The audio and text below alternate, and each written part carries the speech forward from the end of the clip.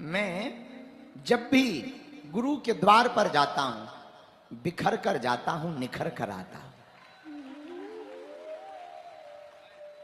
गुरु हमारा मार्गदर्शक ही नहीं, गुरु हमारी ताकत है, गुरु हमारा उजाला है।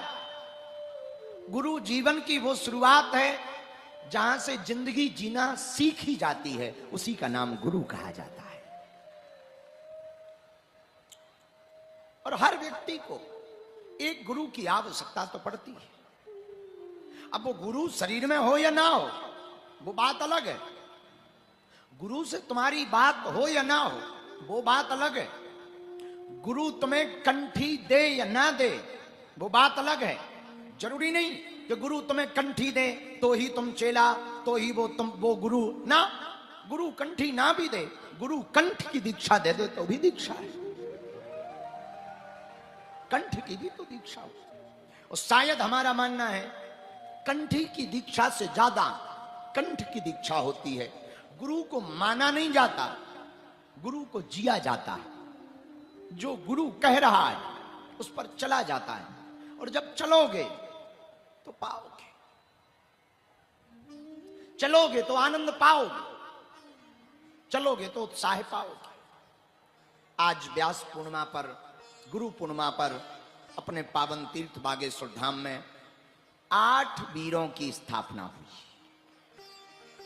प्राण प्रतिष्ठा पहले ही हो चुकी थी, दर्शन आज से खुले। वो अष्टलंगूर वीर, दुनिया की कोई भी नकारात्मक ऊर्जा से ग्रसित व्यक्ति अब बागेश्वर धाम आ सकता है। उसे पर दुनिया में किसी तांत्रिक मांत्रिक के पास जाने की आवश्यकता नहीं पड़ेगी। आज गुरु पूर्णिमा पर बागेश्वर धाम पर 1100 कुंडीय यज्ञ जो कन्या विवाह में होना है, उसका संकल्प हुआ। और आज गुरु पूर्णिमा पर हमने अपने जीवन का रहस्य छोटा सा बताया। इन सब बातों का एक सार हम बताना चाह रहे हैं। इन सभी बातों का एकमात्र सार है मेरे पागलों, और वो सार ये है, आज के बाद जितने भी दोनों पंडालों में, तीनों पंडालों में बैठे हुए लोग हैं, हमारी बात को ध्यान से सुनो।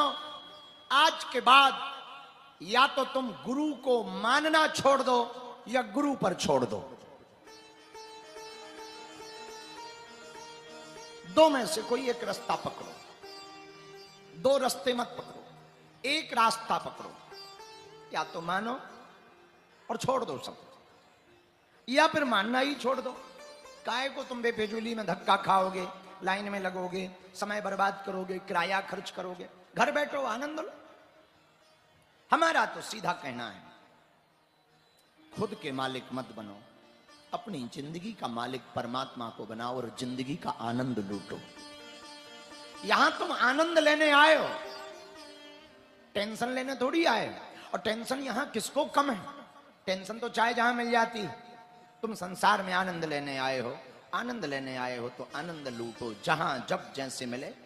जो होगा सो देखा जाएगा, सब अपने अपने कर्मों का पार है। गोस्वामी जी ने रामायण में लिखा, काहू न को सुखे दुखे करे दाता, काहू न को सुख दुखे करे दाता, निज कृत कर्म सो पाए विधाता, निज कृत कर्म सो पाए विधाता। दोनों हाथ उठा के सीताराम सीताराम सीताराम सीताराम सीताराम, राजा राम राजा राम राजा राम, बोलो।